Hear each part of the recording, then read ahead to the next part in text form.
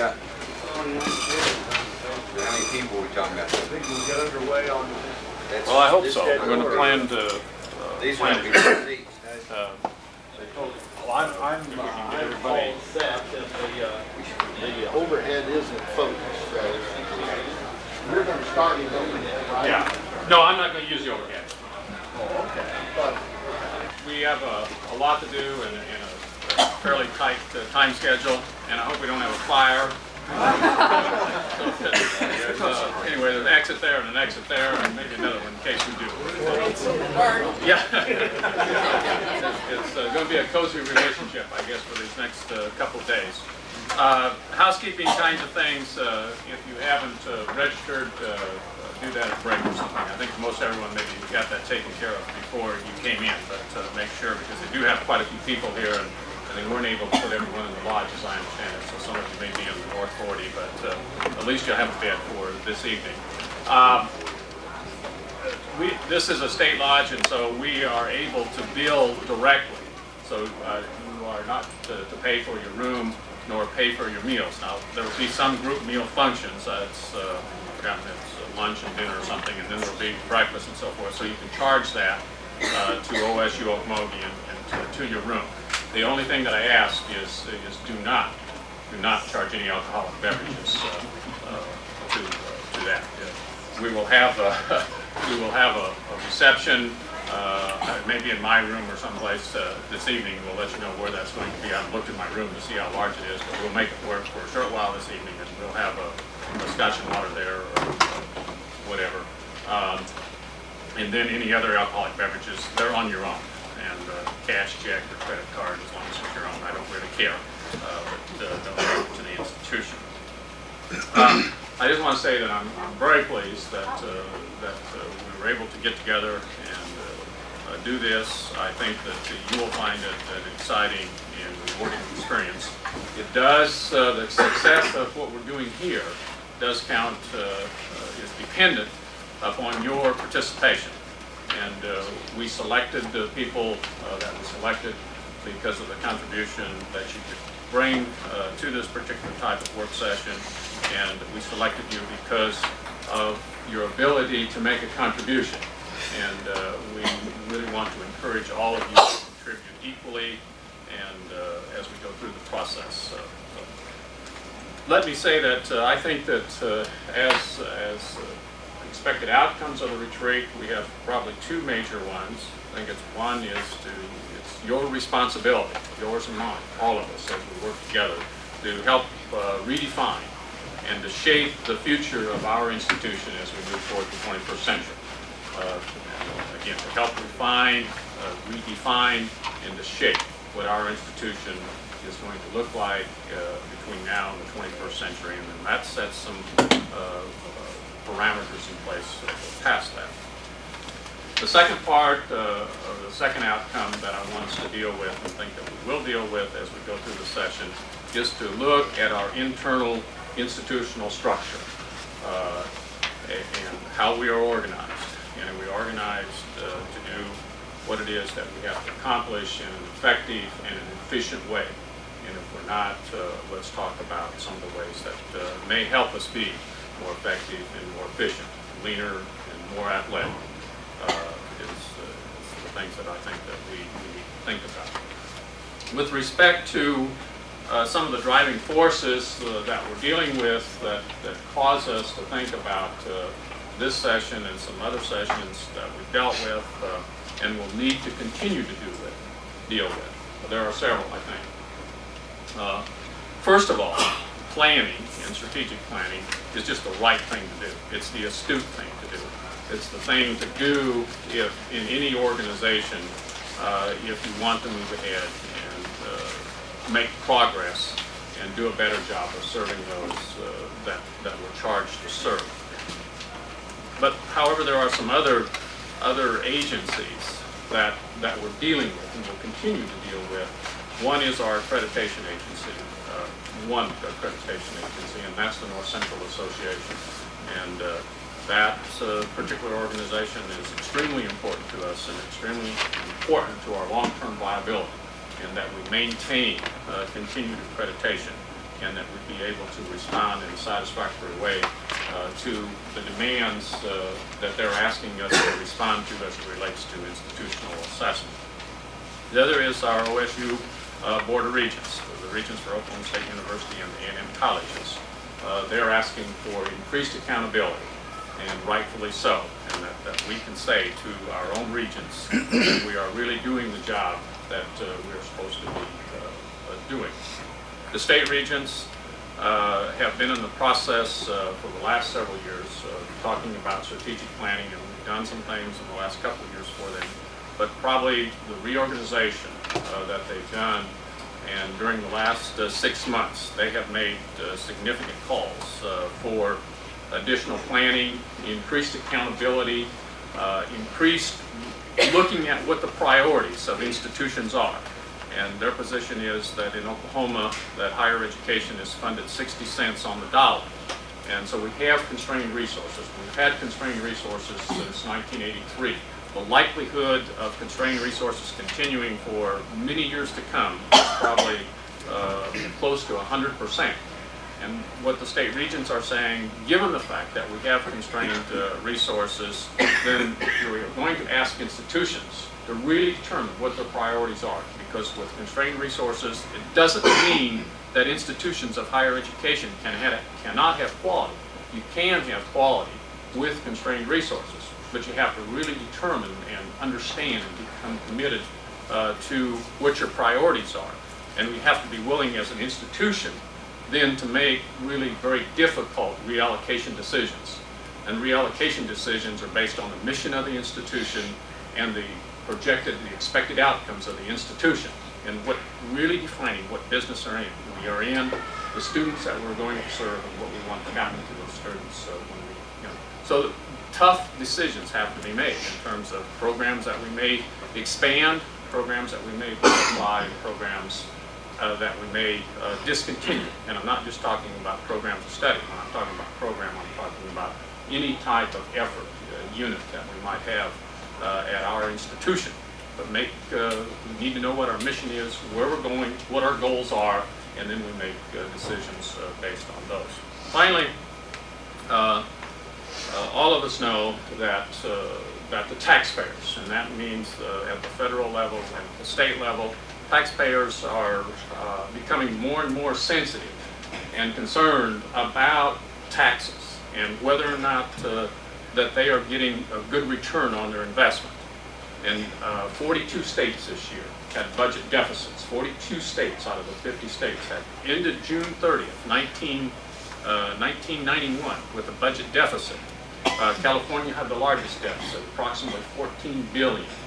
Percentage-wise, Connecticut had the most significant budget deficit, a 7.2, 7.3 billion budget for Connecticut, and they had a 2.5 billion deficit. And taxpayers aren't willing just to roll up their sleeves and say we're going to pay more income tax, we're going to pay more ad valorem tax, or more sales tax to take care of their deficits. They're asking what are the priorities. We have the same responsibility here in the state of Oklahoma, and we will get a good test of that, I think, on October 15th when we deal with House Bill 1017. If House Bill 1017 is repealed, it sends one type of message to people not only in Oklahoma but outside of Oklahoma. And it will have another message to all of us in terms of what our financial resources are. I think if 1017 is sustained, then that sends another message. And I believe, and hopefully that a lot of other people do, that we've bottomed out in Oklahoma. Unemployment is still high, but things really look to me like they are getting better. If they will just continue to get just slowly, and 1 or 2 or 3% better a year, and if we can sustain 1017, then we, Oklahoma and some other areas in the Southwest, are right to really have some good development. So we're at the right place at the right time for a lot of different reasons, I believe. We look forward to that. Why do we plan? Because if we do planning, we can have some control over our own destiny in it, and we can have some impact on it. If we don't have a position, and if we don't know where we want to go, and if we aren't willing to stand up and fight for that with those other agencies, governance levels that are going to make some decisions about it, If we just let it happen to us, then we might like what happens to us, or we might not like what happens to us. And it doesn't mean that when we do the planning that we will get everything that we've asked for or everything that we would like to have or go the direction, but our chances of getting more of it than not increases significantly, because the people that are making decisions about higher education or about corrections or about Department of Human Services, they're people just like you and me. You know, they're no different than us, and they're looking for input and they're looking for help. They get up each morning and put their pants on just like we do, one leg at a time. They're no different, they're no smarter, they're no dumber, or anything else. They just happen to be in that position to head an agency or be elected to the legislature, and they have some responsibilities to make some decisions. And all of us have been around long enough to have worked with members of the legislature, worked with other decision makers, worked with our Board of Regents to know that they're just like us, and they really do want help. But if we don't provide them with help, and if we don't provide them with alternatives, and if we don't provide them with a way to see where an institution like us wants to go, then we deserve whatever we get. If we're don't have guts enough to stand up and do something about it, then we deserve whatever happens. Well, as long as I'm around, we're not going to sit back and just take whatever happens. We might not get everything that we want, but we're going to take a run at it. And so finally, we have to be risk takers. All of you here have to be risk takers. And if you're not willing to take risks, and if you're not willing to get out on the edge, and if you're not willing to be the leader, then you have to get out of the way, because we have to move ahead. We're just in those times. You know, it's either lead or get out of the way because you'll get run over.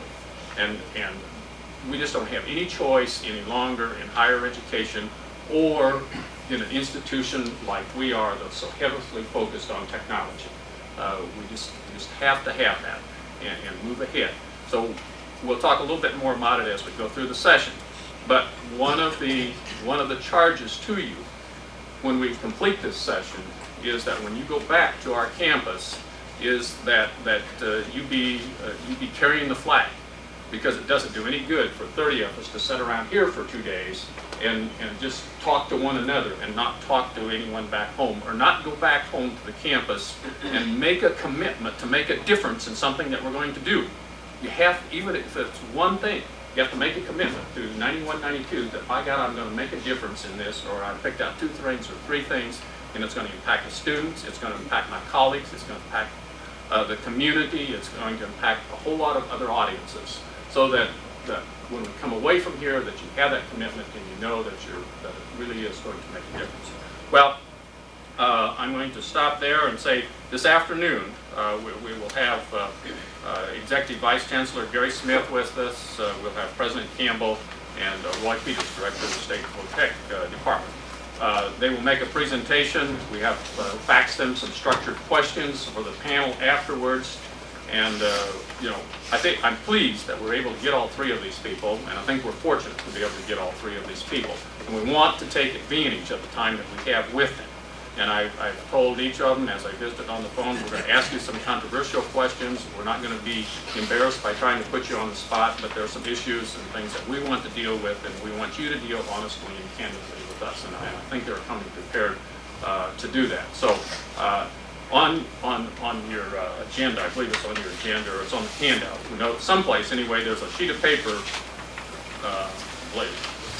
for questions. Does everybody have one of those? Okay.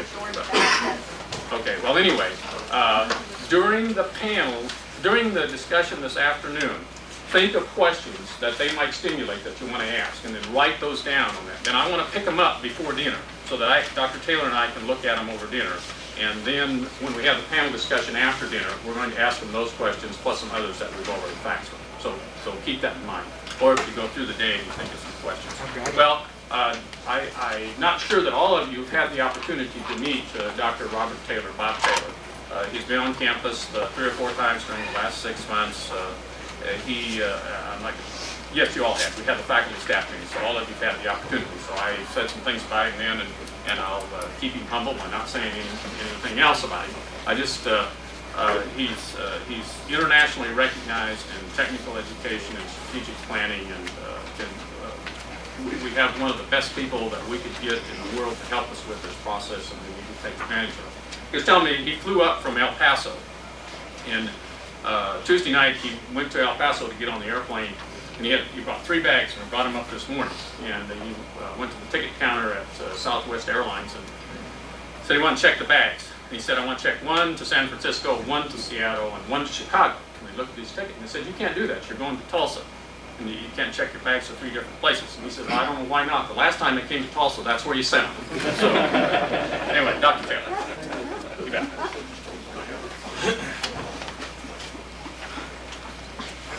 Actually, the story is that, Bob, thank you, and it's good to be here. The story is that recently flying from Albuquerque down to Silver City, where I live, on Mesa Airlines. Mesa is one of the feeders that really make the big airlines work, and I happened to hear the pilot, and the pilot radioed the tower and says, what time is it? And the tower says, well, who are you? And the pilot, somewhat irritated, says, what difference does it make? And the tower said, well, if you're United, it's 8 p.m. If you're Pan American, it's 2000 hours. If you're Mesa, the little hand's on 8 and big hand's on 12. And that's the way the baggage works sometime too. This is my 4th trip into your campus. I've had a chance to visit individually, I think, with almost all of you, 1 or 2 exceptions perhaps, and I think you're a turned-on crew. Obviously committed and dedicated, and I think worrying about the right kinds of things. Additionally, it seems to me that you're a part of a really caring and a vital institution. It's good to be back to Western Hills. This is my 4th trip to Western Hills. I ran 3 workshops for Roy Peters' groups in their strategic planning process, and enjoyed that a great deal. Bob says accurately that we're concerned with strategic planning. You've heard, of course, about the farmer who was so busy chasing pigs that he never had time to build fence. And I see we have some farm-reared people here in the audience. But in any event, what we're about is strategic planning, trying to get a grasp of the longer range future and an attempt to try to shape our own destiny, be proactive, not reactive, and additionally to try to take advantage of some of the trends and things that are predictably going to happen. Strategic comes from the military. Simply, it says tactics is winning battles, and strategy is making battles win wars. And above all is the controlling and critical variable of purpose. What is it that you're about? And of course that relates to mission, which is quite important.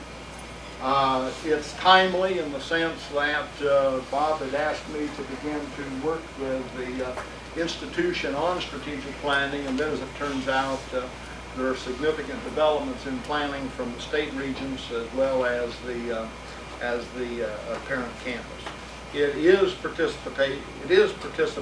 We do need your inputs. The plan has got to come from this group and others back on the campus. I would hope that when we leave here that we in essence will have an initial sense of a skeleton strategic plan. We'll have a sense of where you are now with respect to a number of critical issues, things like mission, beliefs, what you believe the strengths are of the institution, what you view as some of the shortcomings, what are targets of opportunity, what are threats that you need to watch and be concerned with, what are some of the things that might be disinvested or dropped and deregulated. So those are things that, and then of course obviously major goals. So I think we'll have an opportunity to move rapidly. It's going to require you to think hard, and to be forthright. Your inputs are going to be anonymous, and you're going to be able to quickly see what everyone else is saying about these critical questions. To give you a sense of how we're going to proceed, I want to just go back and quickly review what, in my judgment, are some of the major implications of the context or the trends that I shared with you at the faculty meeting. I hope that you've thought about that, and perhaps you will have some additional ones, and obviously you'll be able to think more precisely about the implications for this institution and also about the implications for your program and your sector of the economy.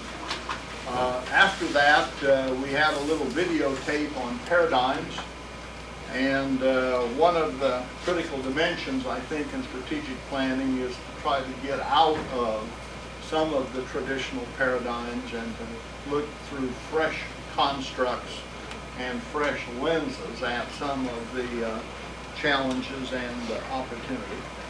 Then we will go through some of the strategic planning steps and begin to get your inputs and get them summarized and feed them back and refine, and ideally perhaps even to cycle through that a second time, probably on tomorrow. So ideally, by the time we meet with the three significant others, if you please, from the state regents, the parent campus, and the VOED system this evening, you'll have already some collective sense of what you believe some of the opportunities and directions are.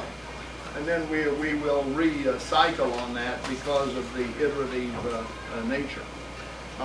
My role, as I see it, is primarily one to help guide the process, provide some of the structure that will elicit your inputs, to raise questions, perhaps to be a devil's advocate on certain things, to point out that the emperor has no clothes on occasion, and from time to time perhaps to make a comment or an observation from a detached, ideally, point of view. I'm not here to impose a plan or a set of priorities on the institutions, and as a facilitator I want you to help you think it through and guide the process, but not get in the way. It's got to be your plan, and it obviously is your future. I think it's an exciting and challenging one. It's high stakes, and we're planning for real. And so by all means, give it your best thinking. Bob is giving you some of the parameters and some of the dynamics that surround the context. And I would just say that probably there's no more urgent need in higher ed today than for states to develop a census system. Having chaired the New Mexico Commission, I know the frustration of trying to middleman between the legislature, the taxpayer, and the institutions, and the need to be able to be more positive with respect to some of the systemic qualities. And central to that is mission, role and purpose, function. What are the unique qualities, the unique contributions of this institution to the safe system of higher ed, to the economy and the quality of life in Oklahoma. That is critical. The other point that I would make, and I want to commend Bob on this, there have been absolutely no constraints, no givens from the front office on this, other than to get the group together and let's see what they think, and let's see what we can evolve as a group for the benefit of the institution. Now, I had met with the Alliance on my last visit, and we had gone through the planning steps with them, and we will be sharing with you what their thoughts were on some of these critical questions at a later point in time. And I had at the faculty meeting shared with you what might be called an environmental scan or a rough needs assessment, if you please, of some of the economic, demographic, and educational issues that are going to influence your future. They're going to influence the thinking of policymakers. They're going to influence resource allocation between public education and higher education and vocational technical. They're going to influence internal allocations within the Oklahoma State system. And you'll recall that, for example, on the economic side, that in all candor, the situation is grim, that we are in a global economy, that we are not competing well, as evidenced by our continuing imbalance of trade, in that we are buying more things from abroad than we are selling abroad, that the kind of jobs that we are exporting because of that imbalance are becoming increasingly sophisticated, and that as a nation we are in deep yogurt over things like the national debt. For example, interest on the federal debt is by far the most rapidly expanding segment of the budget, is the third largest category of the budget, and as Bob pointed out, that deficits within states are also a problem. So all of these are reasons that are going to force hard-headed planning and deliberate choice. We as a nation have not had to make many tough choices in terms of what percentage go on to higher ed, or the nature of our health program and so on, education and so on. So we're going to have to face some of these tough choices. The other is that you'll recall that the trends are highly interdependent, that the economy interacts with the demography, which in turn interacts with education, and they all interact with each other. And the demographic trends are clearly that we are becoming an aging population, more mature workforce, should be more productive. National Center for Educational Statistics shows that higher ed enrollment slightly declining out through 95, that competition for students, at least the flow-through type students, increasingly competitive, that we are not doing well in public education, as evidenced by a national dropout rate of 28%. I did, for example, share with you the significant and manipulatable example. And one of the critical things in strategic planning is that we are looking for things that can shape our future, that are significant, are manipulable, and that have high social payoff. And since being here last time, I had occasion to read an article in Business Week by a professor in an endowed chair at Princeton in the field of economics, who points out that when you compare how we allocate our time in America as contrasted to Japan, that adults are about the same, that we work about the same number of hours, although they work slightly more, that we have about the same number of leisure hours, etc. But the kids are much different. Japanese kids watch more television than our youngsters. But in elementary school, they spend 52% more time in a year in the classroom and than we do.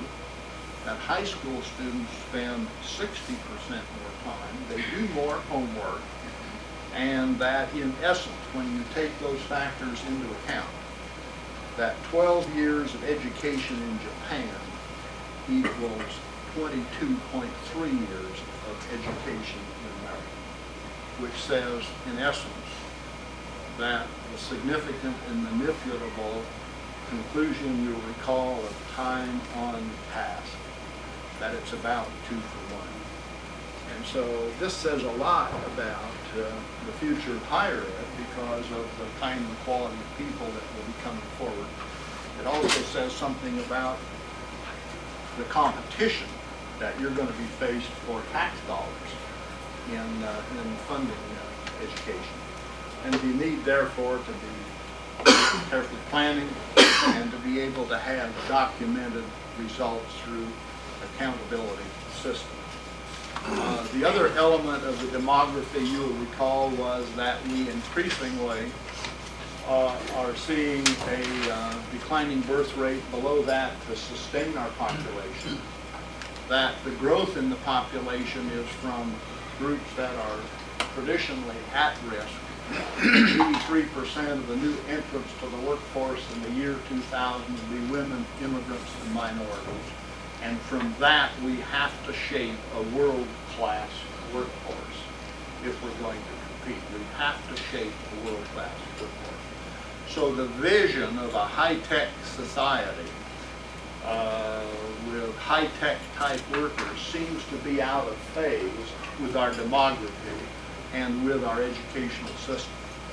And so one way of looking at the future of America and the basis for this institution being a contributing part of that future is that our society is non-competitive, because it's not just Motorola competing with Sony. It's our health system, it's our educational system, it's our transportation system, it's all elements of our society. As the Japanese premier said, it's cultural.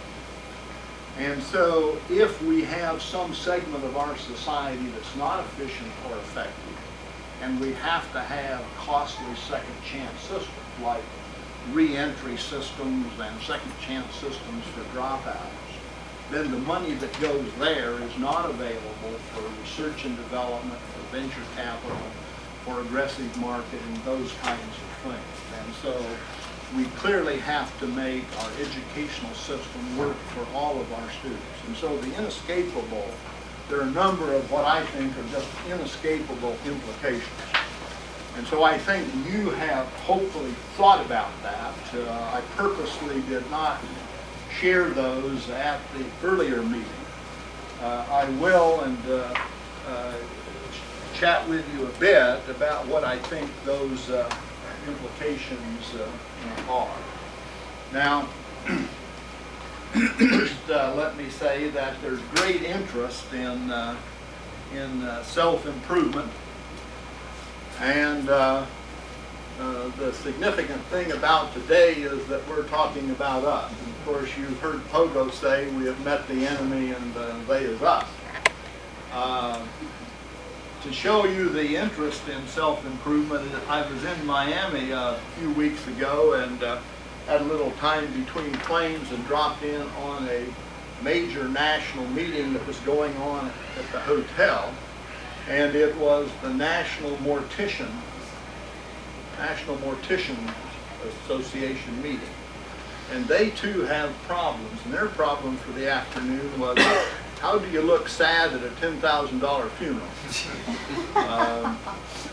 That's funny to get, Larry. Can you hear back there? But everyone's looking for ways to improve. I understand Dorothy was telling me that a book salesman came by and offered Bob this book that promised to cut his work in half. And Bob bought two. Think about it. Okay. In fact, I understand even the cannibals are concerned about self-improvement. One of them bought this book, How to Better Serve Your Fellow Man. Did you notice in the paper this morning that Dahmer is out on bail? Expensive bail. I understand it cost him an arm and a leg. Okay, all right. It's going to get better. Come on. All right. Okay. Implications for technical education. What do all of these trends seem to mean? I think first and foremost, when you look at the rapidly changing technology, for example, we see the half-life of technological obsolescence going from 7 to 14 years to 3 to 5, etc., is that we're going to see expanded emphasis and need for career-oriented education over a lifetime. Now, we've been talking about lifelong education for a long time, but right now we're really serious about it. We really mean it. And it's not just something that it's a nice, neat idea, but it's something that we've got to do if we're going to survive, keep up to date technologically, and so on. Now, this to me means that it's going to create new markets for older people. It's going to mean that you can remarket to your own former students through technological update and in-service kinds of activities, train the trainer in terms of contract training, employer-specific training. It's going to mean an increased emphasis on older groups, mid-career, displaced workers, women and immigrants. Your average campus age of 22 is 8 to 9 years under the average of a typical community college. And that may be something that you want to look at. It's going to require alternate delivery modes. It's going to imply an urgent need for entrepreneurship and self-employment, because you'll recall that it now takes 2 service jobs to equal 1 manufacturing job, and that one of the central needs of our economy is to develop and sustain high-quality jobs. In other words, we aren't going to sustain our economy by washing each other's cars. We're going to have to develop and sustain high-quality jobs.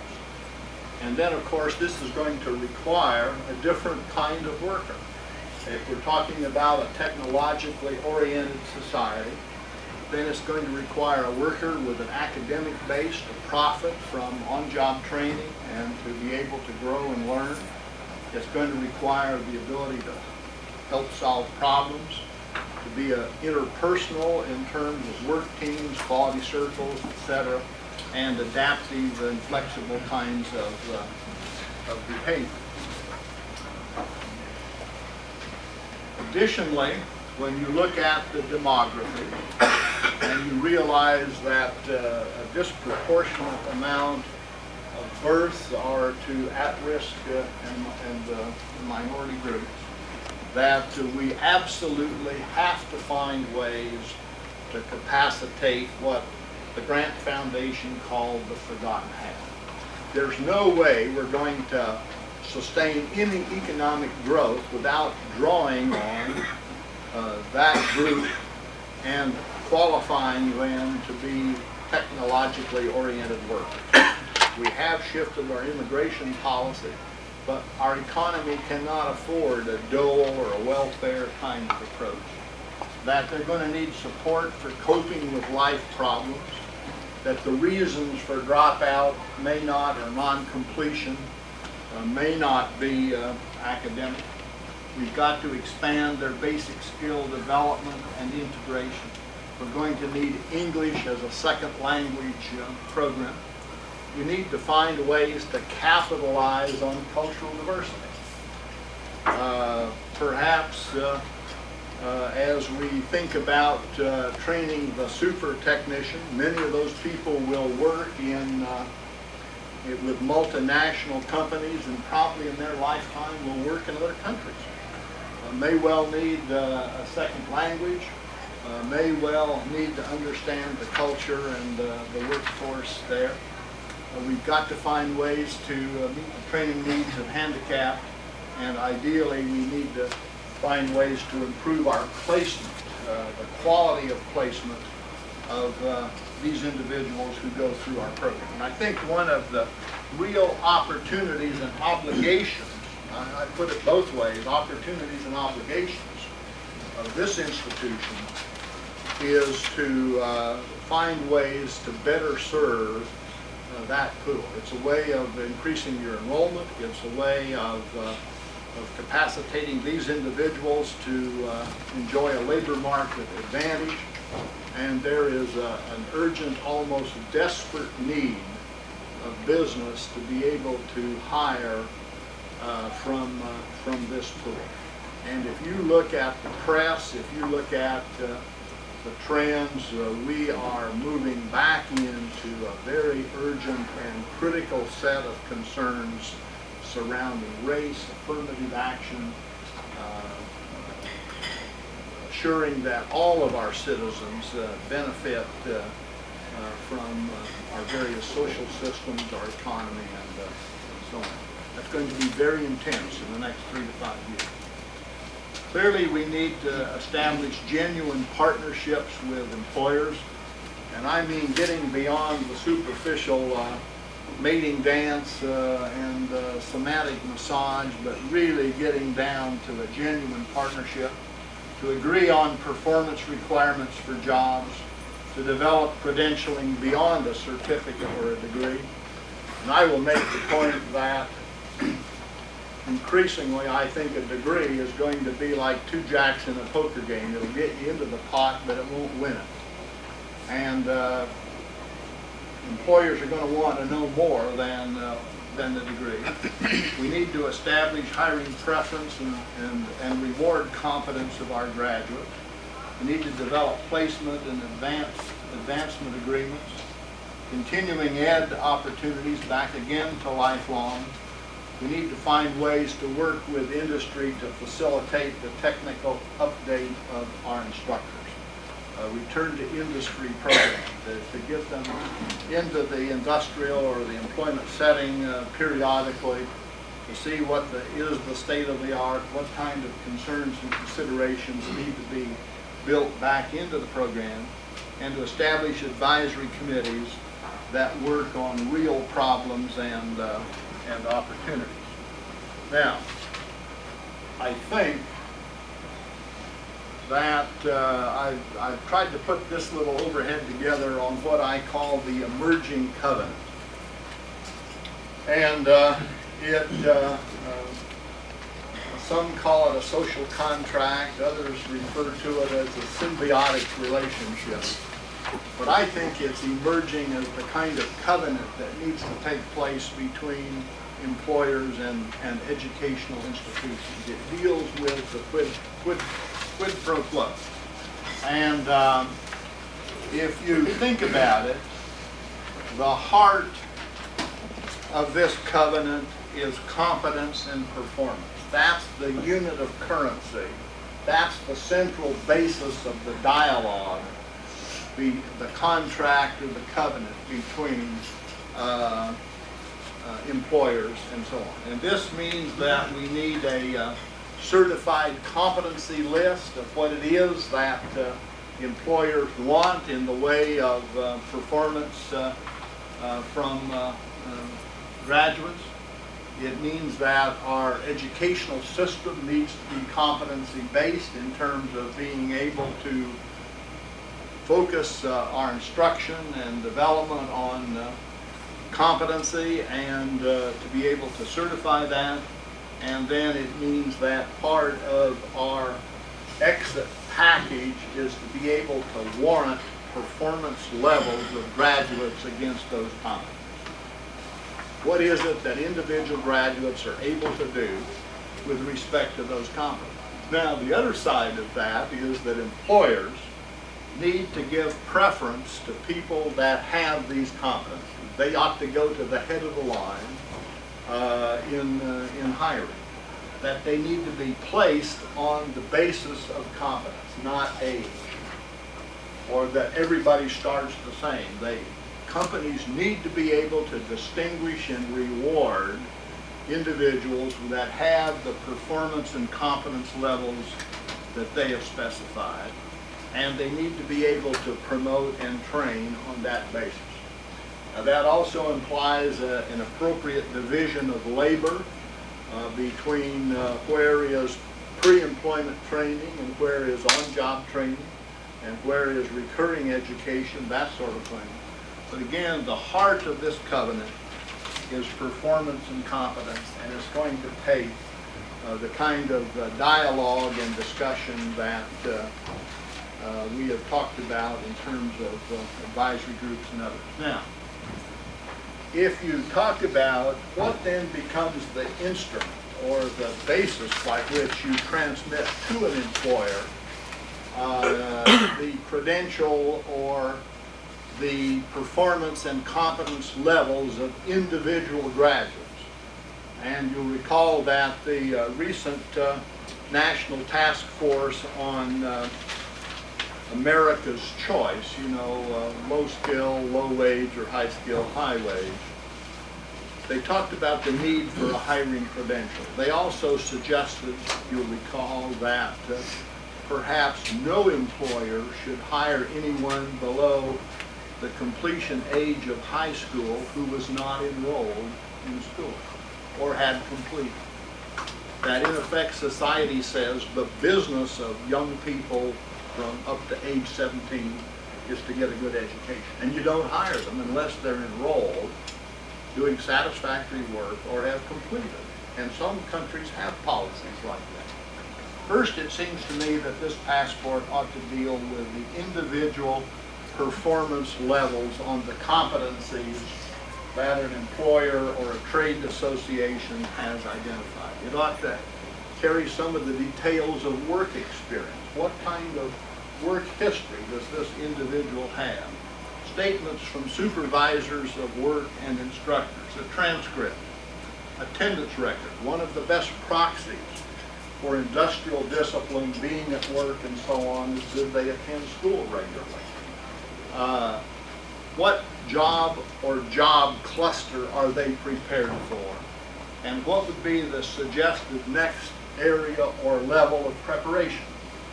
In other words, if there's a list of competencies here and you have taken them that far, then employers need to know this is the next logical progression based on the list of competencies and based on the performance level.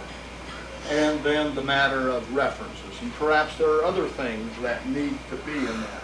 But this then allows the employer to make an informed decision about hire. It allows them to place an individual at their level of performance. It allows them to reward an individual who has taken the time and effort to prepare. And we have got to help negotiate that set of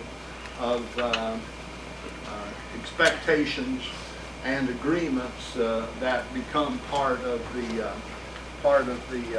covenant. Now, as we look ahead, to me the trends are going to reflect increased employer sophistication in all areas of hiring and retention. That employers are increasingly concerned with longer range human resource development policy as contrasted to a hire and fire mentality. They're more concerned with hiring people that they can keep for the long haul. And that means people that not only have initial skills, but have an academic base and attitude and so on that they can go over time. The need to focus on further professional growth and occupational development, this longer range view. The willingness, increased willingness to develop long-range partnerships with technical ed, and I certainly commend you for some that you've already evolved with the motor companies, for some of the things that are happening in some of your other program areas as well. Businesses are going to increasingly become both producing and learning organizations, and that while the current on-job training record is dismal, less than 8% of frontline workers receive any real formal education. It's going to have to get better. Some of that could be done in terms of recurring education back on your campus, but also it's going to take place in the business. And the other is that the business community becomes more active politically on our own behalf, on their own behalf, and potentially on ours. And I can remember years ago, Bob Taggart, who used to head JTPA in Washington, I think back under the Carter administration, I can remember him telling me that in terms of the multiple delivery systems, apprenticeship, public VOED, JTPA, any of the others, he said they who have the private sector have it all.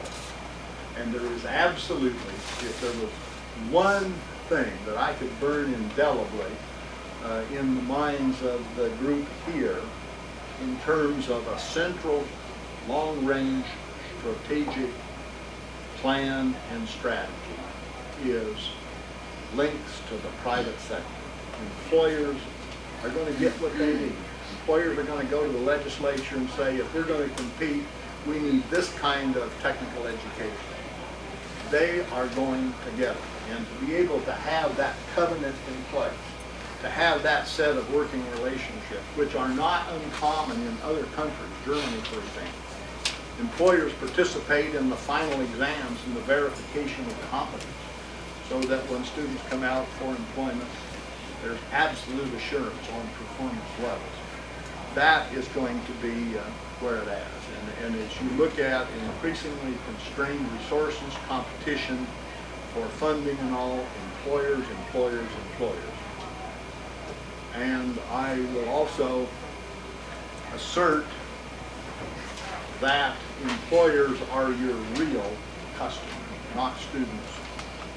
Your real customers are students. Are employers.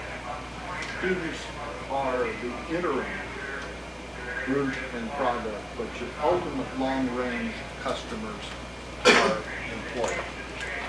Okay, so the other, as Bob has alluded to, is that we're going to see increased competition in post-secondary ed and a more contentious public policy arena.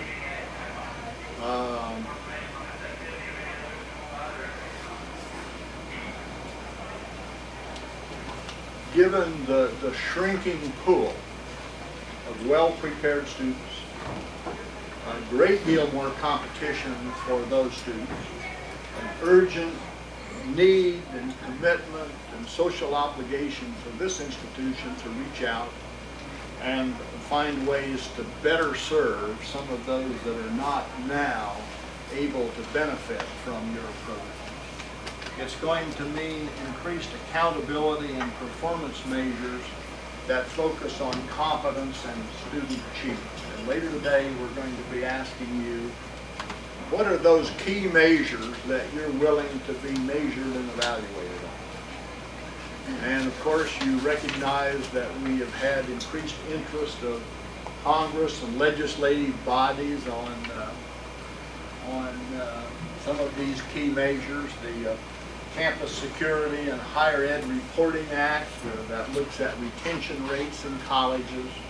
I told you about the New Mexico data of 100 students in kindergarten, 4 don't make it to the 9th grade, 28 more don't finish. Of the 68 who finish, 27 enroll, and of that 27, 4 finish a baccalaureate in 7 years. In Oklahoma, it's 9 at the most. Now, those kinds of retention and all are problems. And you look at your own retention, clearly you're not going to be able to get your numbers up, do the kind of job that you need to do without a massive effort on retention. You can't fill a barrel with a hole in the bottom. And okay, the need for constant public policy monitoring and input.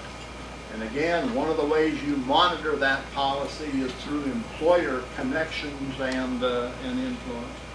More emphasis on working agreements within the educational system, program articulation, transfer, advanced placement. And then, of course, the one on innovation and ed technology as it applies to your own operations, and the rapid assimilation of research findings. Let me just say I'm very heartened and encouraged by some of the data that Joan is putting together in the institutional assessment. I think it's going to be very helpful. You're not going to like some of it, but it's factual. And it's the kind of data that I think can guide some of the central needs and concerns that you have in marketing and retention and placement and follow-up. And then finally, as to why we're here today, the need for improved institutional planning and performance, the need to improve the productivity. In other words, the need for this particular institution and campus to be a high productive, high performance organization. Productivity applies to educational institutions as well as manufacturing. And you need to look hard at your processes, at your procedures, your unit costs, and see if there aren't ways to become more productive. The need to stress quality and in all elements, and that's not just in instruction, but it's in financial aid, it's in admissions, it's in counseling, it's in general ed, the technologies, and so on. Improve recruitment and retention. Respond to needs and opportunities for cultural diversity. Improve staff development and retention programs, because the HRD part of the institution itself is a very critical concern, and one that if you're going to lead, then you're going to have the kind and quality of people that have the ability to lead and that are current in the technology and the trends and so on.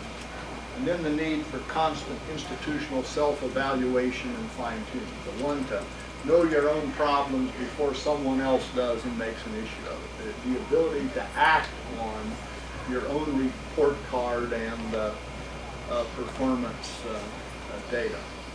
I think I mentioned in the faculty meeting that the Japanese have a management term called Kaizen, which translates into an approach that says there are no silver bullets, no quick fixes, no magic levers to pull, but rather clear goals and persistent fine-tuning all up and down the system. And that means that it takes leadership at all levels. It means that that everyone has to have a clear mission and vision in mind. There have to be shared goals, joint expectations. And then, of course, there may be other implications. Now, we used to talk about the 3 R's, and I think there are now 4. One, of course, is recruitment, the need to retain, to improve our retention, to graduate a higher percentage of those that we admit, and to avoid the temptation of just saying, well, we are only going to admit those that could make it almost without us, because that's going to reduce your numbers, and those are the kind of caliber of students that the main campus, OU, everyone wants. The need to resume training. And I'm going to suggest to you that one of your prime marketing areas ought to be to follow up some of your dropouts of the last 3 or 4 years and see if they couldn't be re-recruited. They've invested time and effort. They've been here. Many of them have completed a semester. They know about the campus, higher leverage payoff, and then the matter of recurring, of getting some of your former graduates and all to come back. Barbara and I did a study for North Idaho College, surveyed the graduates of the last 5 years. A very high percentage, approaching 80%, said they would like to come back for formal instruction. And these are people that already hold associate degrees. And they also want to come back for short-term updates, and they're willing to help recruit. And so the whole matter of recurring enrollment, building ties with the alumni, etc. Now, one other implication that I think this means, and this is based on observations here, it's not quite as sharp a contrast as these overheads make it, but I developed them in order to try to get you to think a little bit about an issue.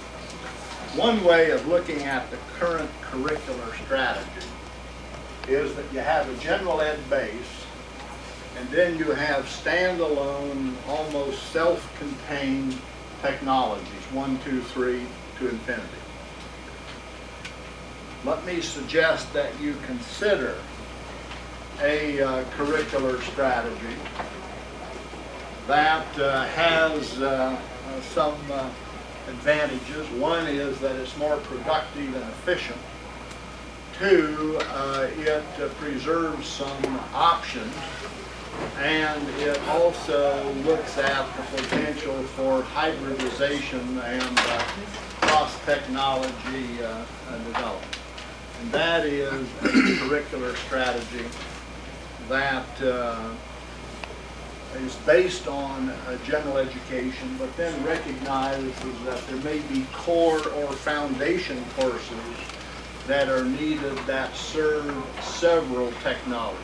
This may be in computer, advanced physics, math, whatever.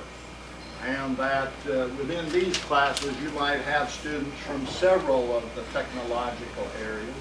It might say something about class size, efficiency, and so on. And then as you think about new programs, for example, if you were to think about a program in medical equipment repair, given what you have going in general ed or in core and some of your technologies, it might be that a program like that might evolve with very few additional classes.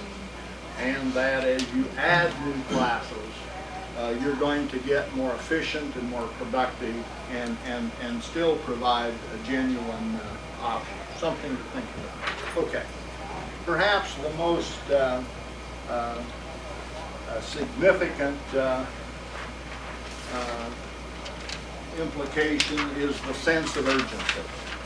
And that does not mean a panic or a helter-skelter, but it does mean that we have to be very deliberate and very conscious of timelines and moving ahead. That it is late in the day when you look at competitiveness, when you realize the kind of planning and aggressive concerns that are going forward with other institutions, other areas of education.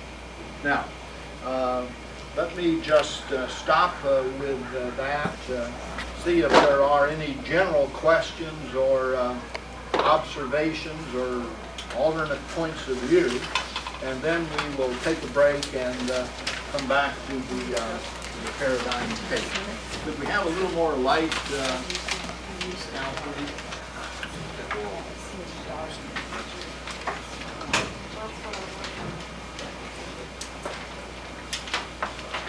Were there other implications that you saw for the campus based on the context and trends and all as you see them here in Oklahoma?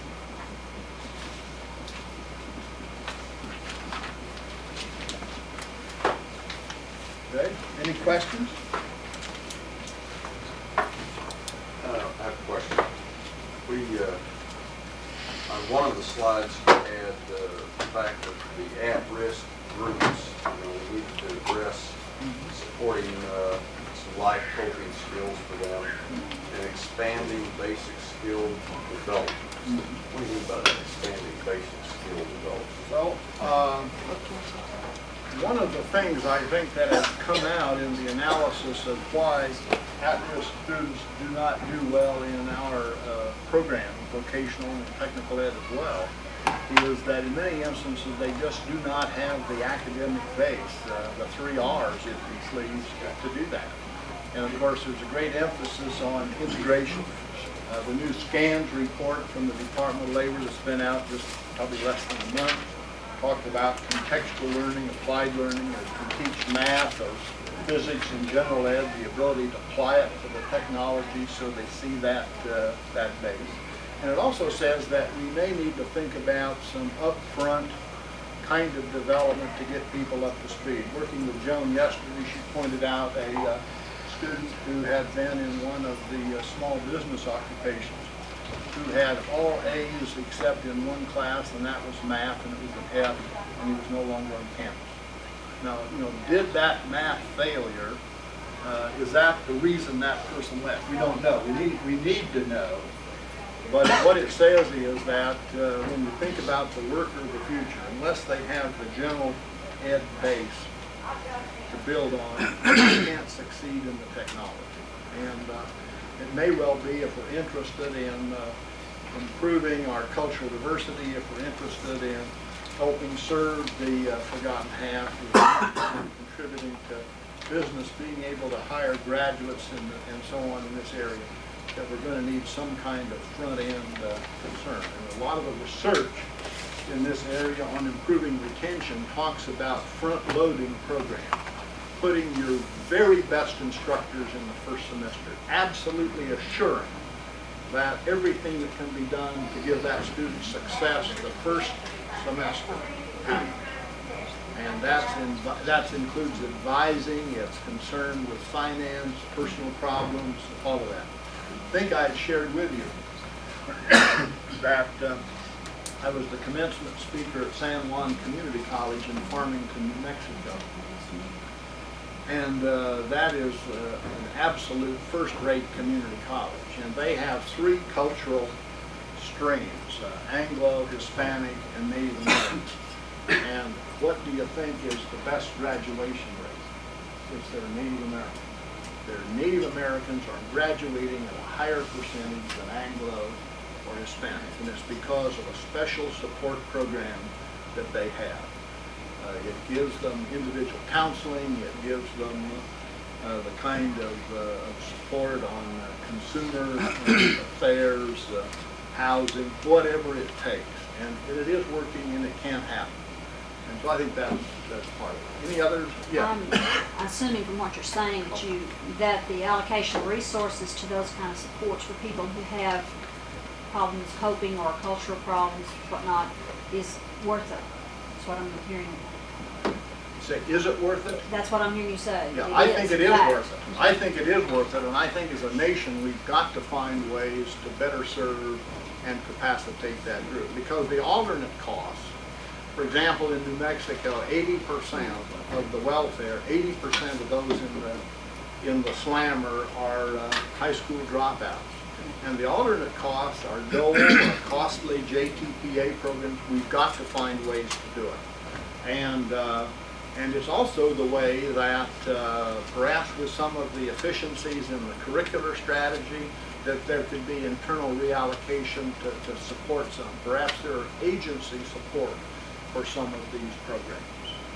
I'm so aware that so many of the dropouts that I'm aware of personally have stuff going on at home, job, not school problems, they got home problems, and it's killing them. It's keeping them from But again, it may well be that a resident campus gets them out of that environment, puts them into a more controlled and sustaining environment, and will help them. well, With support services, yes, but if the support services aren't in place, then all you're doing is moving a dysfunctional family to a new environment, and they continue to be Well, I'm dysfunctional. suggesting you get them in place. I truly am. I really am. And you know, you look at your future in terms of you and OU and OSU competing for the same students, a shrinking pool.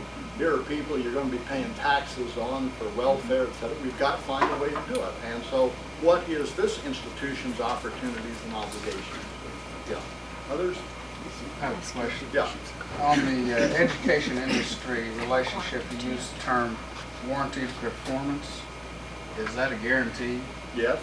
Highlands University in New Mexico tells their employers that if you hire someone and they can't perform, send them back and we'll retrain them for nothing. And in essence, it says that when you certify a proficiency level on a competence, that's demonstrated, and that you and whoever else within the institution is responsible for certifying that have assurance that individual can perform that task. Now, in West Germany, employers are there monitoring the exams, but it can be done. Henry Ford Community College. Pardon? Henry Ford Community College also is Okay, good. same Yeah, warranty. yeah. Okay, any others before we break? I wanted you to address the relationship between poverty and risk students. Oh, yeah. The other is the cyclical nature of this, and that is that the best indicator that we have of poverty, of low achievement is poverty. It is low income, and it's not race. And in many instances, the highest preponderance of low achievement are among whites that are in low income situations. And so this kind of speaks to the interdependency of these trends. We've got to have an economy that will generate high quality jobs that pay decent wages. We've got to be able to prepare people through the educational system to benefit from that training. Then we've got to find ways to make that connection with the employer.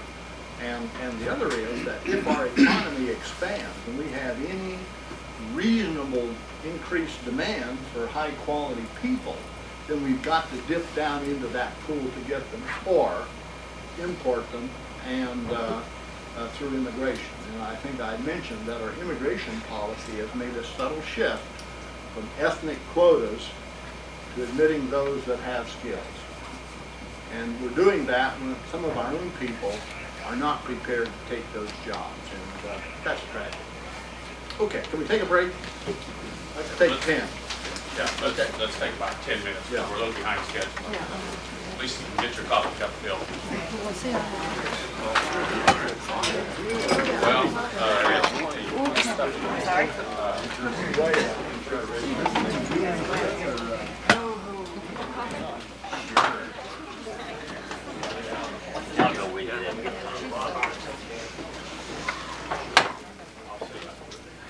Well, did we get that ad off to AWO yet?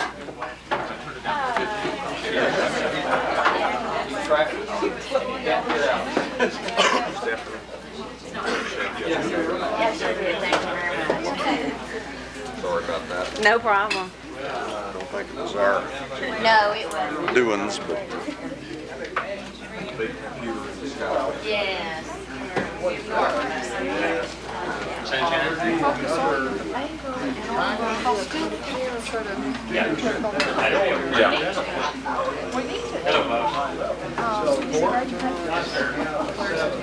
But that's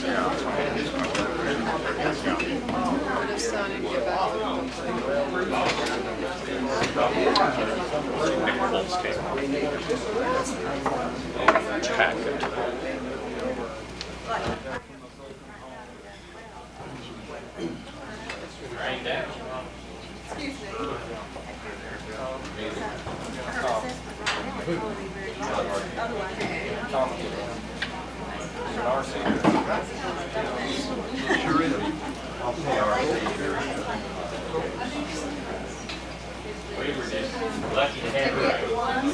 Other than that being Wayne Clark sleeping.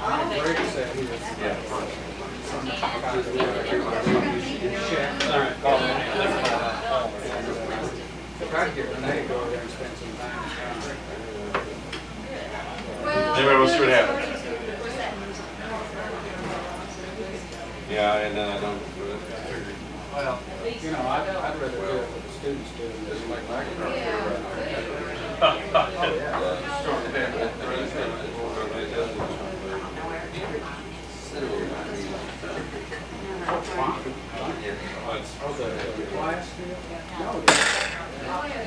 Yeah.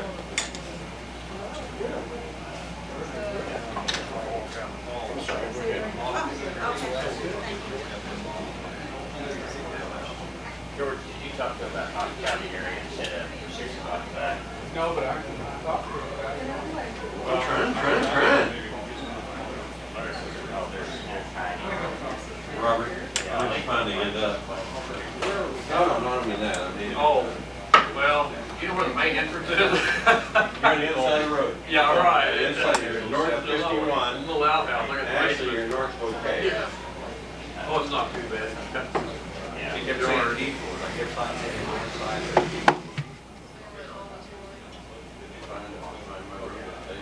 I thought Jerry Wilson called me 20 minutes ago, 7 this morning, so I understand you Let's see, how to Steph, get there. when you He show told that me. video, He lives right in my backyard. Yeah. I can put it in later. We've got a copy of it, so. Yeah. No, I mean.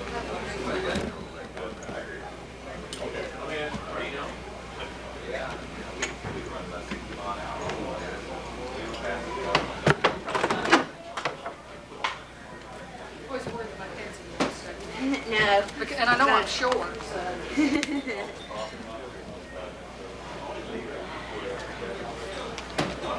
I need a signature for the juice and the coffee. He'll take care of you. Your idea is you fly low. Bad, brother. The car, load it down.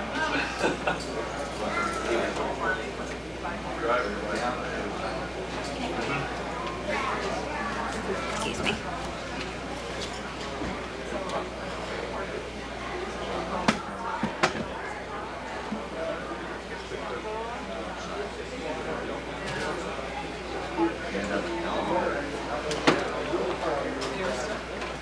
My goodness, you got a ride with someone, did that mean they're going to school? Help a little bit.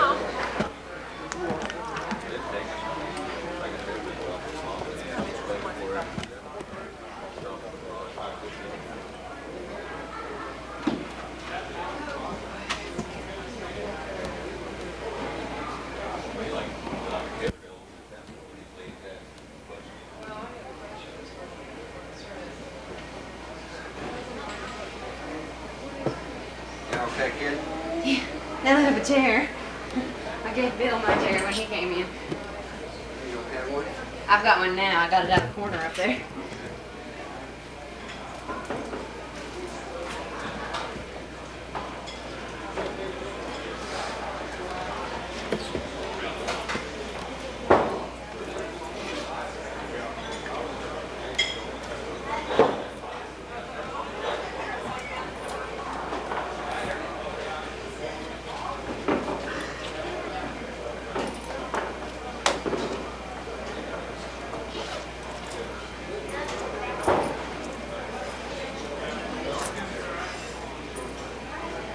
Are you okay?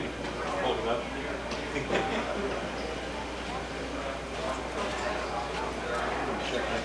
Thermostat.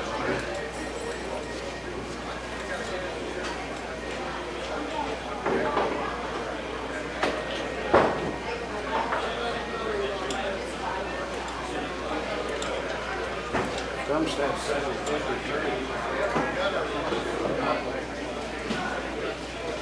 I'll tell you, this is awfully luxurious to me.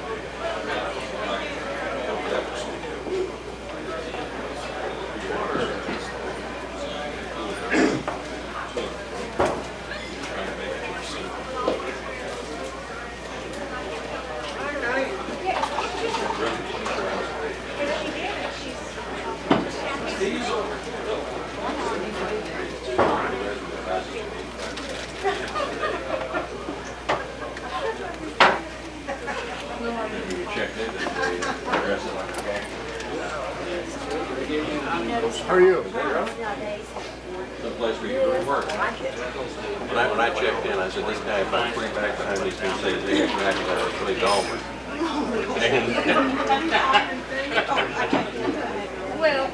Oh, Dr. Taylor and Bob. I pulled up behind Bob and him coming over here and I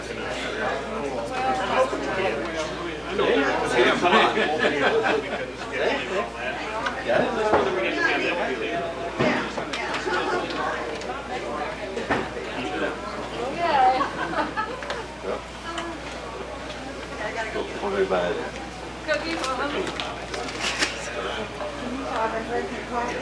I can't wait till I eat. Dorothy, I thought I was the only one that happens to. You were saying coffee with each other. Dorothy? Yeah.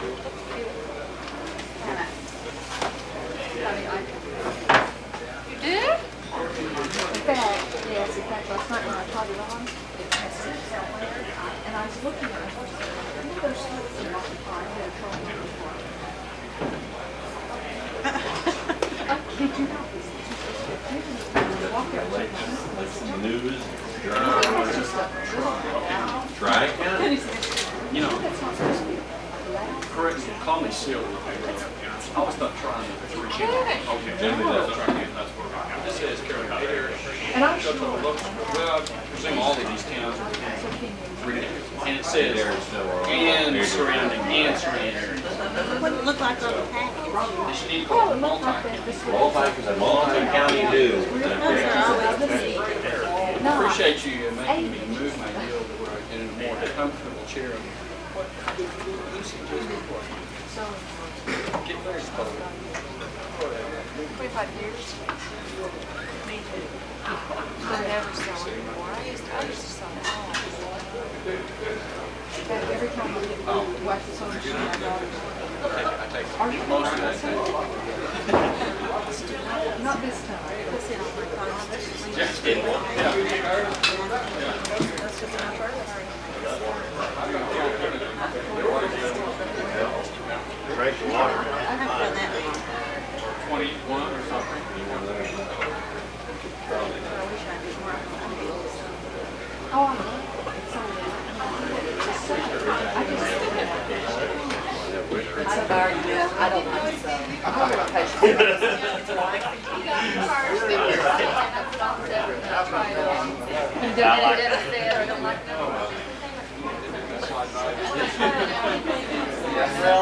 Next time you see it,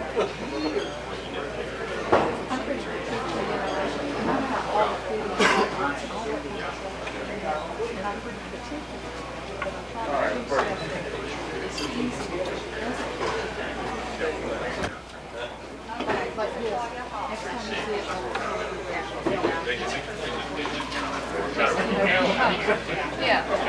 6:15. 6:15 is dinner? Okay. Once you find out that it's expensive, you gotta do it, then you'll have to go. That's what I do.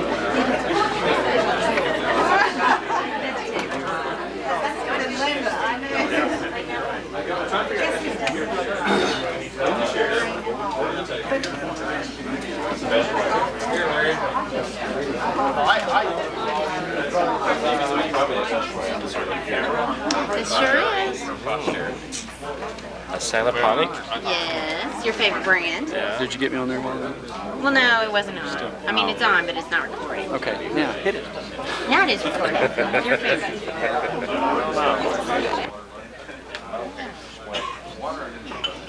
Okay, what we've been doing both with the Business Alliance of the institution, with the faculty meeting on campus, with my conversations with you individually, and in our analysis and discussion earlier of the implications of these significant trends in the economy and the demography and education that are going to impact on policy, literally create the environment and the needs and reward structure for institutions like Okmulgee. And we're now at the point where we're approaching the steps in the strategic planning process. And what I'd like to do would be to share with you a tape which deals with paradigms. And paradigms, you know, are patterns. They're examples. They're typically referred to as models or constructs, and they tend to provide a frame of reference. And it also tends to reflect how we view things. And so one of the things that we hope to achieve is to get out of some traditional paradigms and to think more broadly and freshly, if you will, about some of the challenges and opportunities. So we'll run this paradigm tape and then give you a chance to react to it. And I'd like to have you think about what are some paradigm shifts, if you please. Where recently has this institution shifted out of one paradigm and way of looking at things into another, and what might be some others that we need to consider as we proceed. So with that, we'll roll the tape. Is this going to be in the way of the screen? Child care. Pardon me? Child care, all right. Okay. Others?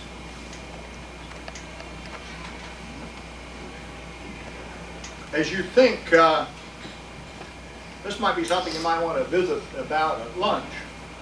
As you think about the evolution of the institution from Tech to the branch to Oklahoma State University, what are paradigms that have shifted? And as you think about the employment and training needs that you're trying to deal with, what are changes that are taking place in the workplace that require different kinds of workers? As you think about the demographics that we talked about earlier this morning in terms of 28% national dropout rate of 12 years of American education, 12 years of Japanese education equaling 23.2 years in America. What does this imply in terms of paradigm shifts, or the manner in which you develop your curriculum, the manner in which you sequence instruction in terms of basic scientific principles to application? What does it mean in terms of needed paradigm shift? And we'll come back to that and ask for some suggestions in terms of what you see as fundamental paradigm shift. I think this is a great film, and it also, I think, implies some things about our expectations. You see the Swiss watchmaker's expectations. Perhaps we have equal blinders or expectations about the at-risk in terms of what we can and cannot do with that population. You have all seen the little 9-dot exercise of trying to hook up the 9 dots with 4 straight lines. And you'll recall, I'm not going to belabor it, but to emphasize it, that the way that you do it is to get beyond the traditional boundaries. And the typical thing that happens to people that are asked to do that the first time is they think they have to stay within those 9 dots. And that's getting outside of the traditional paradigm. Don't you wish you could have been there to say yes to the guy with Xerox and I'll fund it?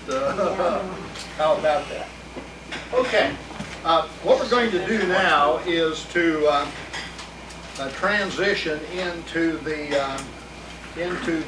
next stage, and this is to begin to look more specifically at the strategic planning. And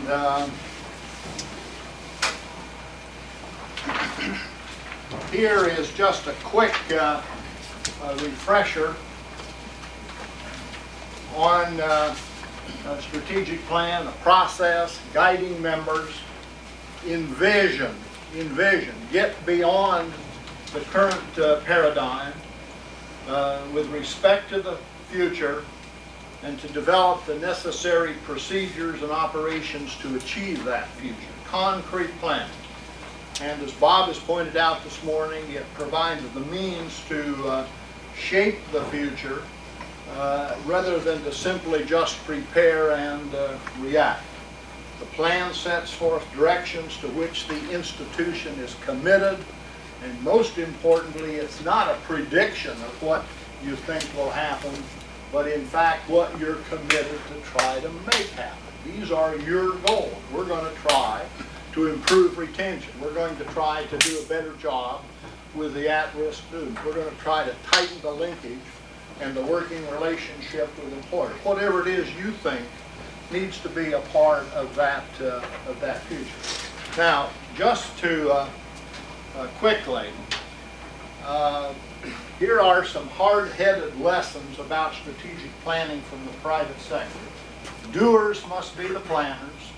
If the effort doesn't result in an action plan, and it doesn't have to be that thick, but it really gets down to action, who's going to do what. The soft issues are more important than the hard ones, and that's the people issue. How are we going to upgrade faculty? How are we going to keep faculty current and on the cutting edge? How are we going to relate to advisory groups? Measurement. What is it that you're willing to commit yourself to be measured on and evaluated on? We'll be talking about that. strategy is more about choice. And the ultimate and most significant choice is within the state system of higher ed. What is the unique niche, the unique role and function that this institution can best perform? Render a social service, impact on the economy and the quality of life.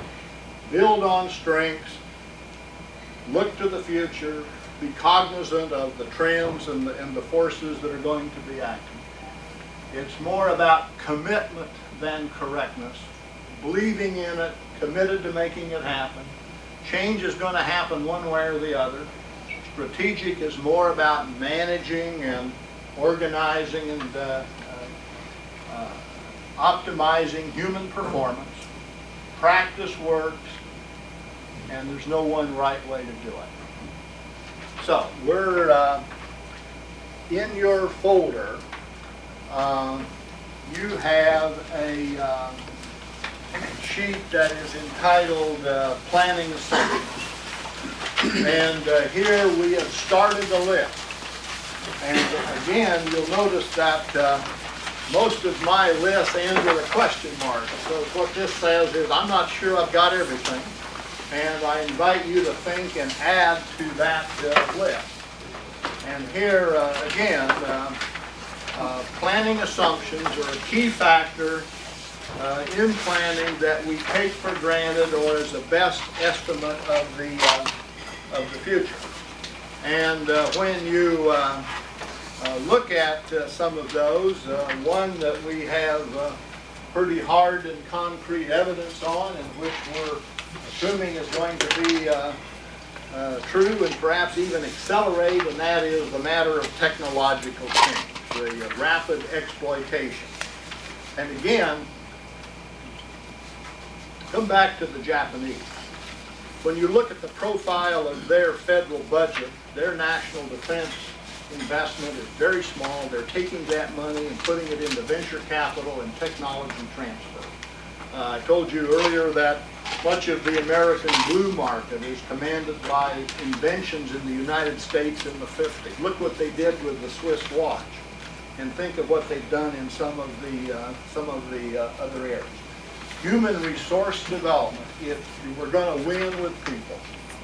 I told you about the island nation of Singapore, 26 miles long, lives by its wits, actually has to import its water from the mainland. Somebody could turn their water off, no natural resources, no coal, no iron, and their economy is based on what they can prepare their people to do. A very fine vocational and technical program there.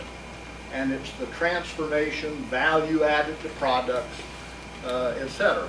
And it's the people. And then when you look at our demography and our success rate with the forgotten half, it tells you something then about the challenge for all of us and for this institution as well. Secondly, and the other point on that is in visiting with Bob, that means human resource development on campus too. That means faculty development, that means technological update of personnel, etc. Third is the assumption that this institution can shape its own destiny. And clearly there's a very positive and open opportunity to do that. The state regents have put forth a policy framework that encourages a rethinking and refocusing of institutional mission, of role and purpose, of trying to become more unique and distinct, and trying to assure that all programs are of the highest quality. The parent institution, Dr. Campbell will be here later this afternoon, and all is going through this same process. And then a fifth one, a very significant one, and that is the one that Bob mentioned earlier, and that is that state resources will likely remain constant. And when you talk about expansion or improvement, it's going to come from increased enrollment, serving more students. We now know that the state regent allocation is based on credit hour production.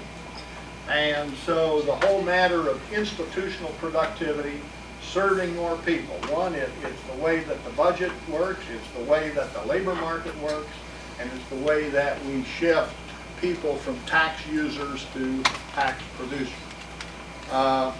Again, the opportunity from efficiency in terms of the curricular strategy 2 versus curricular strategy 1, the way of looking at how we organize and sequence instruction. What are commonalities that might be aggregated and delivered through core or foundation.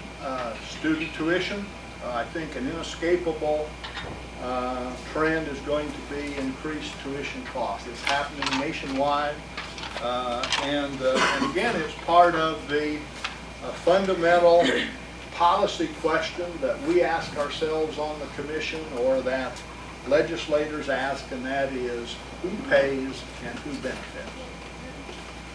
And what should be the division of labor or shared costs between society through state appropriations and fees, and then of course private sources.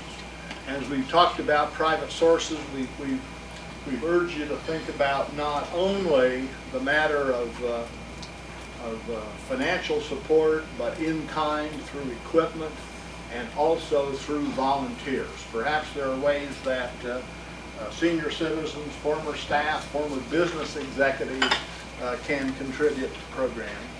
And then the other assumption that the plan is going to use, that it will make a difference, and the necessary resources will be implemented. And the HRD is to say, if it takes new skills, new ways to go about the business, then that training and in-service for staff will be available. And then, of course, the assumption process should be data-based. And as this rolls out, some of the things that Joan is working on are going to be quite impactful, I think, in planning and decision-making about retention and commission and recruitment, marketing, and a number of those. And then perhaps there are others. So as we go through the process, let's be alert to some assumptions that we're making and try to make those as explicit and well understood as possible. Okay, the other sheets that you have there relates to planning questions.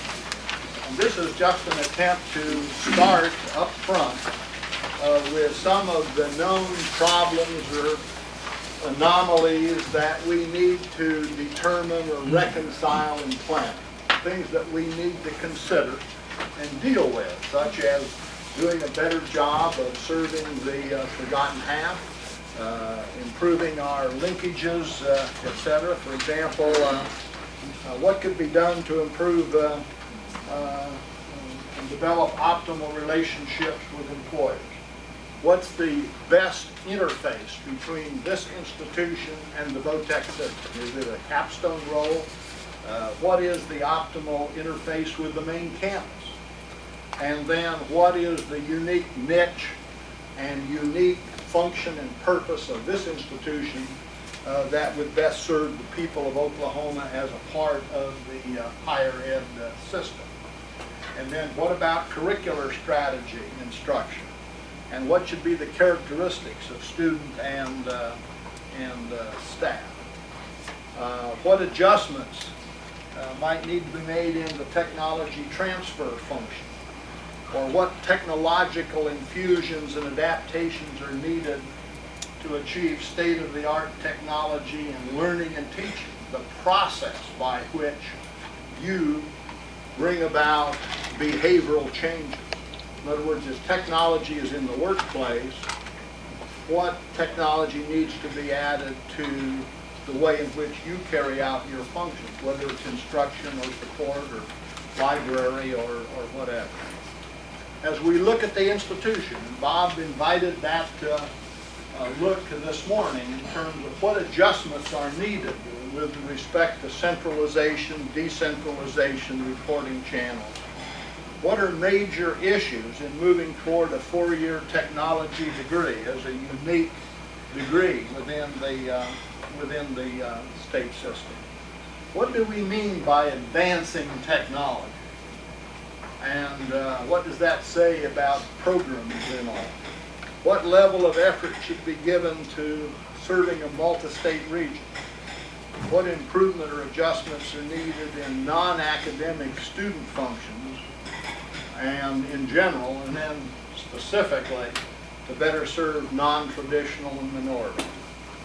Program review process. Should there be a sunset review where programs every so many years are reviewed with respect to vitality, productivity, relevance to the labor market, and then the fundamental question of all the things we could do, is this the best thing we could do with the resources?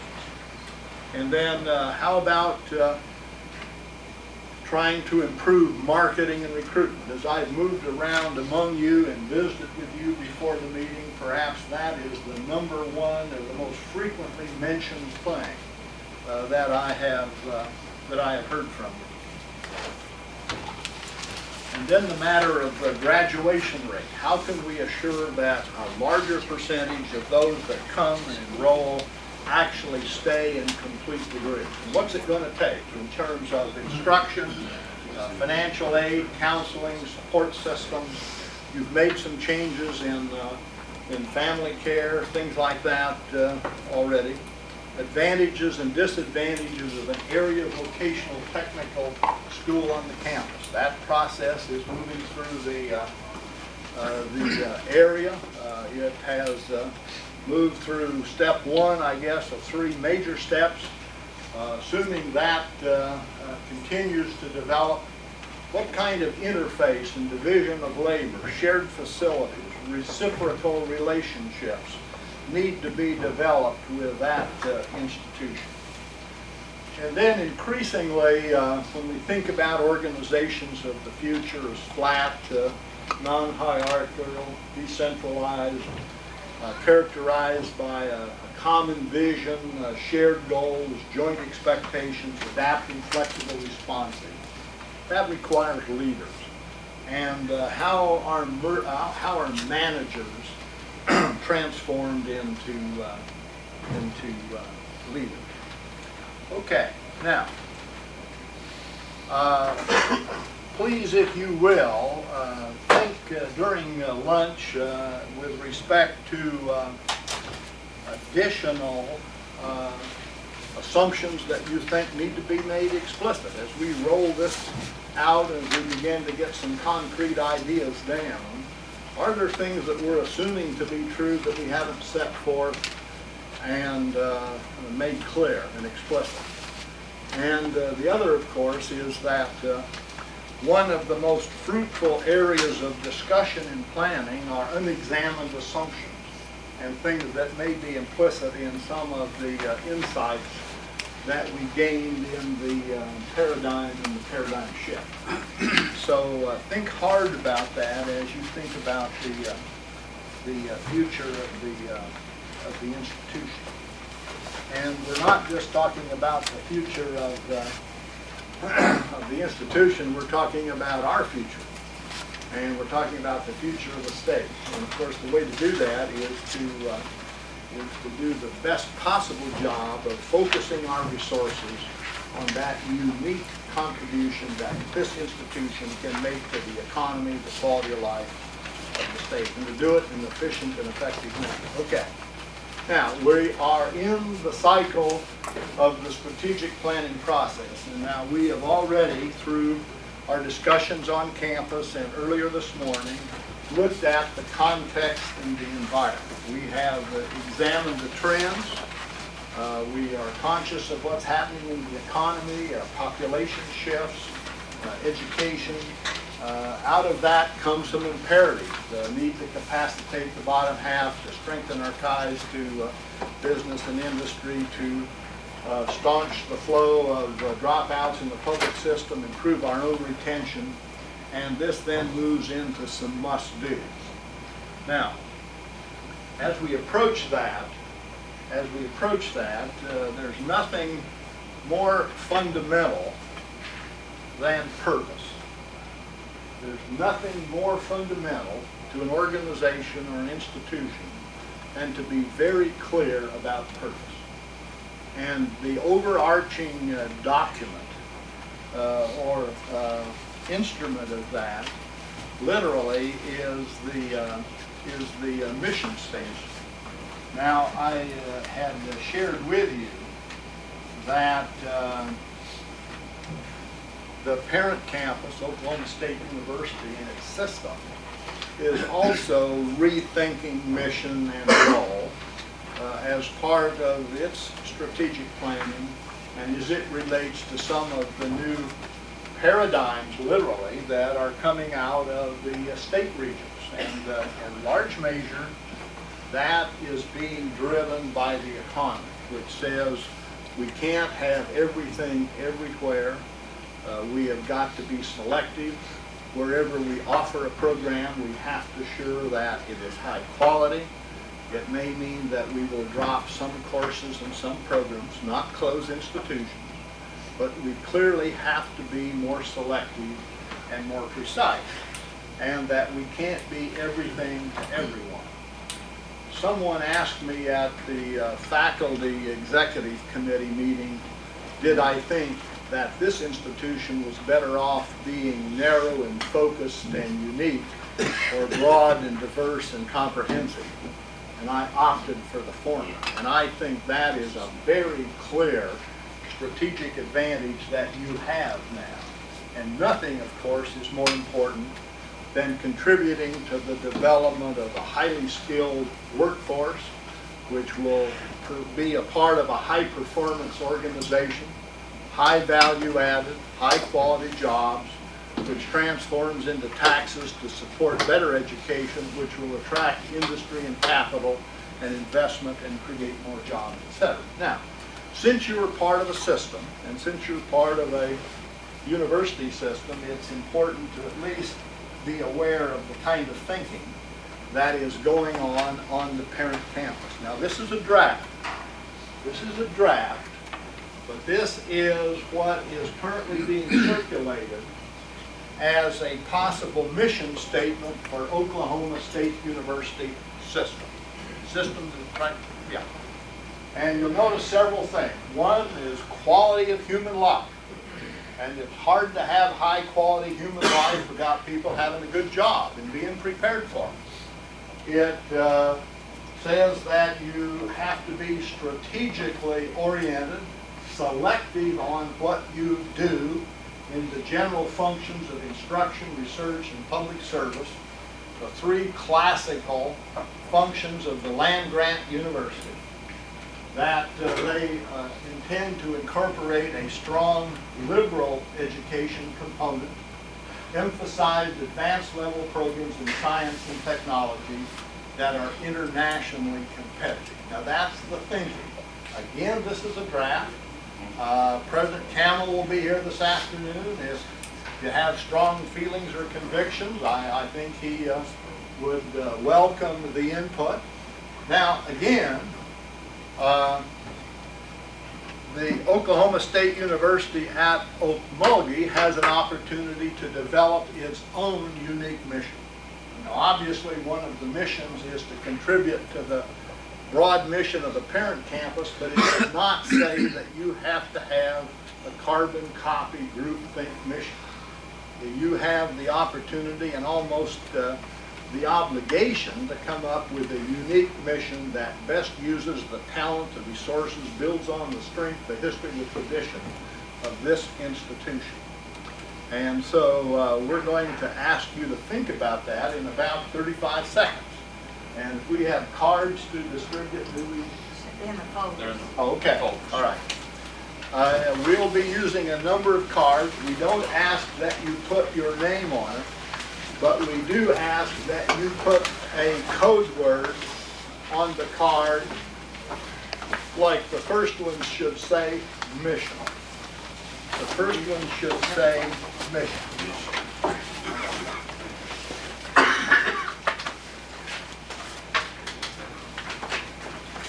Now, when we think of mission, we're thinking about the unique role and function. In other words, you ought to be able to read a mission and distinguish this institution from Central. You ought to be able to distinguish this institution from Oklahoma University.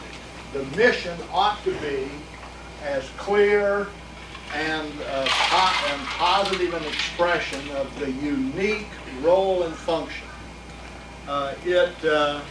It deals with overarching purpose. What are the long-range purpose? The parent campus talked about advancing the quality of human life.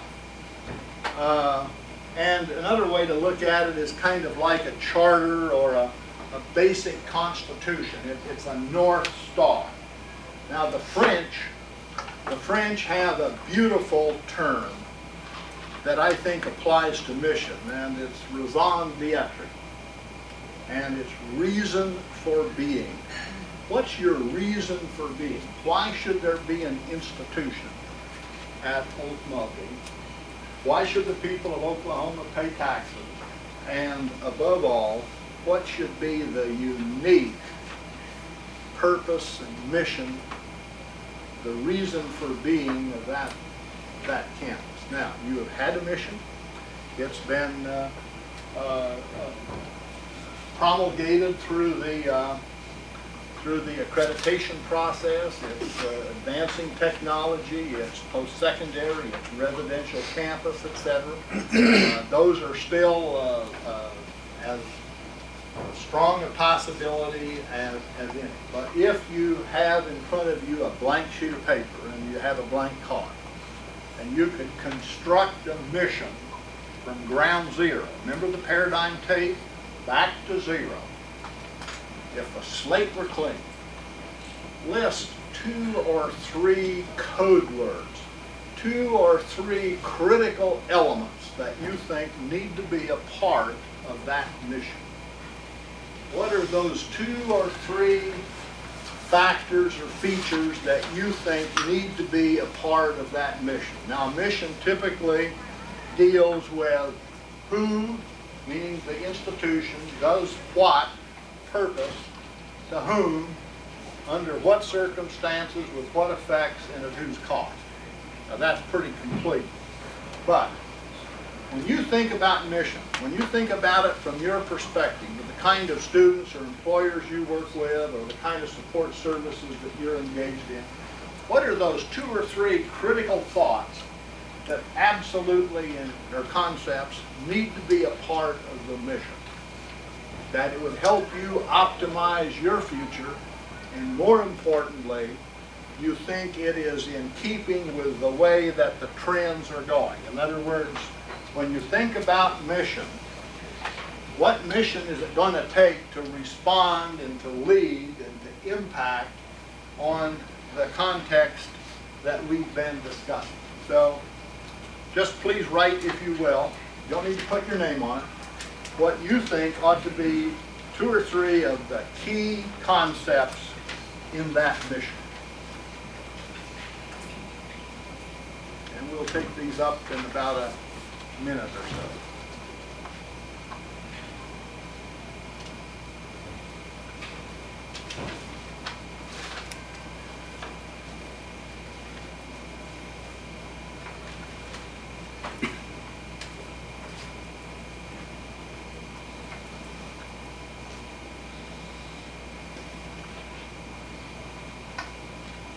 Remember that the mission is kind of global, overarching statements that provide controlling purpose and direction.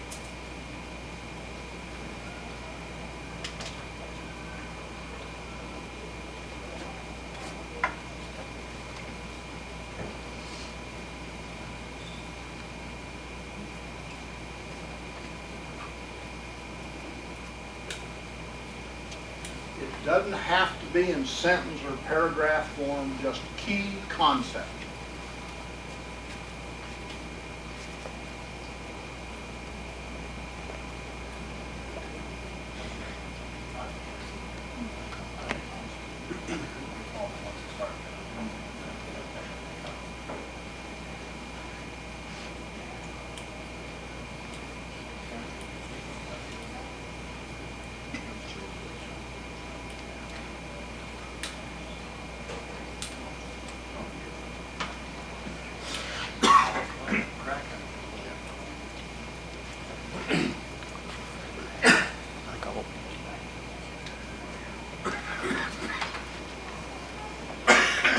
Okay, anyone need more time? If you do, raise your hand. If not, okay.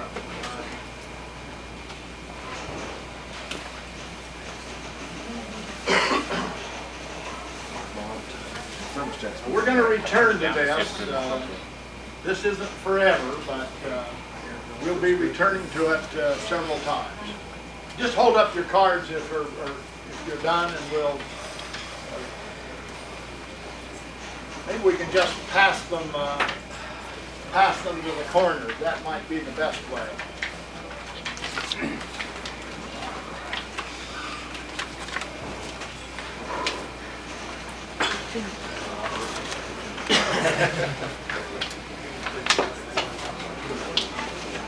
Okay, if we.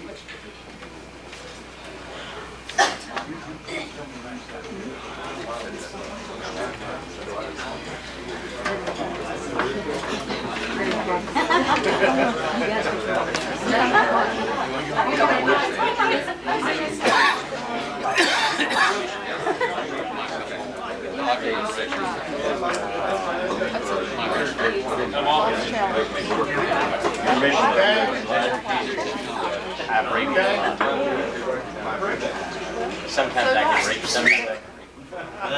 Most of the time I can read all of yours. Okay, now,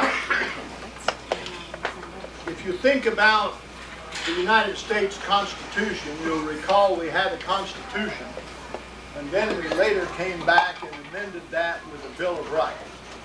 And one of the ways that you clarify a mission is to further delineate role and scope. In other words, if you were to add 2 or 3 code words that dealt with role and scope, scope might be territory, scope might be the nature of programs, the level of programs, it might be a role relationship to a parent campus, to a system, to employers. What are key concepts that you think are central in role and scope for this institution?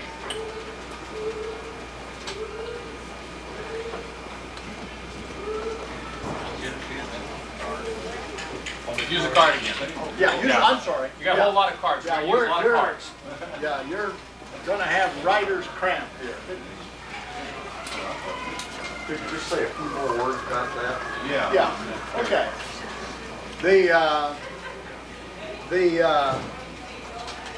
Let's just take the parent campus here, and I'll do editorial liberty. This is the broad mission statement. The scope, I can almost predict that one definition of scope is going to be international, as well as a nationally distinguished research institution. Its role is to contribute to economic development, to cultural enrichment, to things that impact and further delineate quality of human life. It identifies programs in science and technology. In other words, probably that means that law belongs somewhere else as an educational program in higher ed in Oklahoma. So if you think about what you're envisioning as a mission, what are unique dimensions in terms of scope, territory, nature of program, level of program, length of program, key relationships, and role perhaps within the higher ed system or the region. And just some key concepts and code words. Please write role and scope on your card too, so that Yeah, we can come yeah. back to them and just write a lot of them so we don't get them mixed up. Because we'll be further analyzing these when we get back to campus, and we'll give you feedback here on them in just a few minutes, kind of let you know what you're saying. And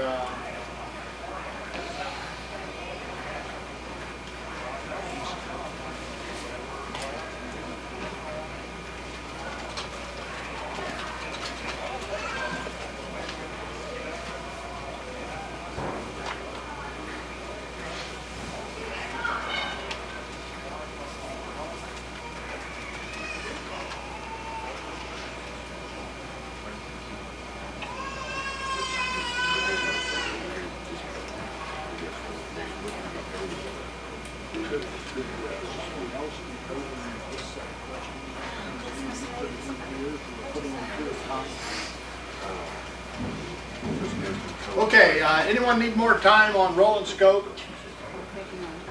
Of course you do.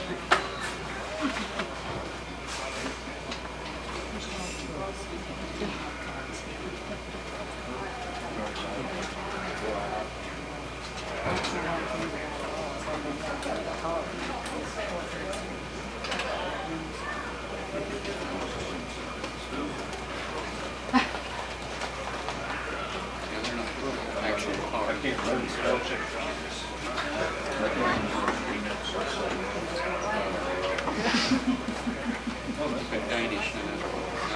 Okay, remember, we're talking about what should this institution look like and be in the year 2000. We talked about mission, we talked about roll and scope. Can we pass those cards to the coroner?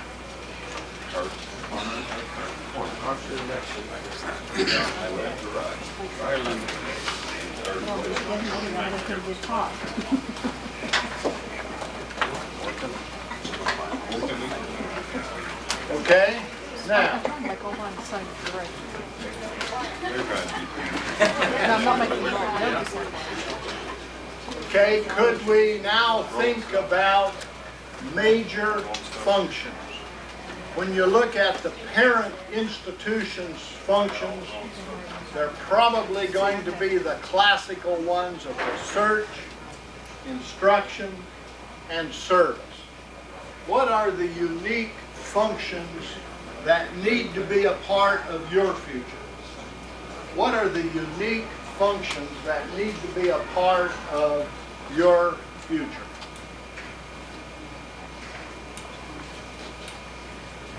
And as you think about the requirements, recurring education, more significant interaction with employers, contract training, in-plant training, what are the things that need to be a part of your future in terms of functions, major functions?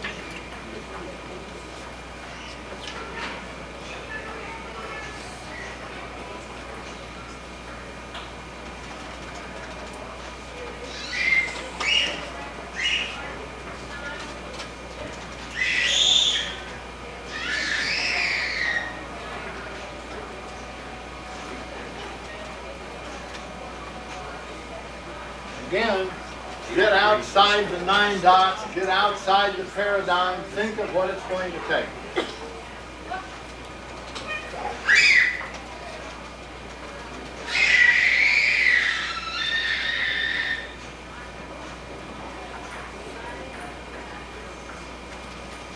That was a person from our last seminar who didn't fill out a card.